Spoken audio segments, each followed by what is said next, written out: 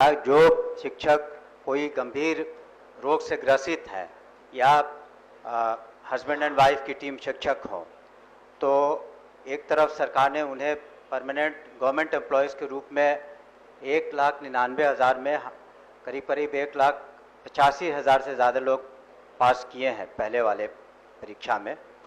और तो उनको हम लोग मानवता के आधार पर जितना हो सकेगा हम लोग एडजस्ट करेंगे। ऐसा कोई हम लोग हार्ड एंड फास्ट रूल नहीं बनाएंगे कि बिल्कुल किसी का अगर कैमूर जिला है तो वहाँ पर उससे उनको उठा करके हम लोग किसी दूर दराज के इलाके में दे देंगे। यहाँ तक कि हमने ये भी कहा है, मैं सदन को बताना चाहूँगा कि जिला के अंदर भी अगर कोई जैसे कैमूर जिला ले लिया जाए तो उसके पहाड़ी इलाके में भी जब किसी को आप पदस्थापित करते हैं तो उसका उम्र का भी ख्याल रखा जाए, उसके बीमारी इत्यादि का भी ख्याल रखा जाए।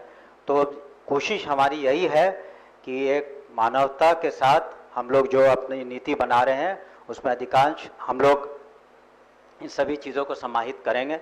लेकिन कोई भी नीति बनती है तो उसमें ये एक चीज़ गौर करने की ज़रूरत होगी कि अधिकांश लोग उससे लाभान्वित हों, अधिक से अधिक लोग उससे लाभान्वित हों।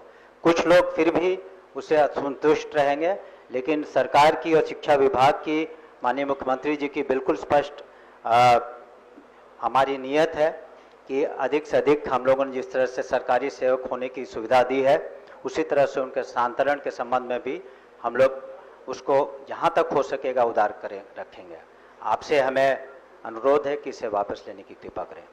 महोदय, माननीय मंत्री से हम कहना चाहते हैं, उनको उनके संज्ञान में हम देना चाहते हैं कि जो भी हमारे बीच जिन शिक्षकों की बातचीत हो रही है, जिनकी चर्चा हम कर रहे हैं, उन शिक्षकों का अब जो है रिटायरमेंट का स्टेज आने वाला है। बहुत सारे उनमें ऐसे शिक्षक है जिनका कि रिटायरमेंट का स्टेज आने वाला है। कोई किसी का सर्विस 5 साल बचा है, किसी का 6 महीना बचा है, किसी का 3 साल बचा है।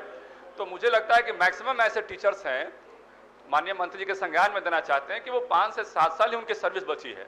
अब बाकी समय के लिए यदि उनको स्थानांतरित करते हैं तो ये तो उनके लिए एक एडिशनल कॉस्ट है। अब वहां पर एक नया एस्टेब्लिशमेंट उनको खड़ा करने में समस्या होगा। इसलिए माननीय मंत्री से कहना है कि इस पर एक जो है अपना स्पष्ट विजन आप रखें तो जाके तो उन लोगों के लिए ये हेल्पफुल होगा। और ये हमारी सहायता के लिए आए थे। जब हमारे एनडीए गवर्नमेंट जब बनी थी तब आरजेडी सरकार ने शिक्षा व्यवस्था को इतना खराब कर दिया था कि उस वक्त हमारे पास कोई रास्ता नहीं था। हम परमानेंट बहाली प्रोसीजर में जाते तो लंबा समय लगता और 30 से 40% स्कूलों में ताला लगे हुए थे।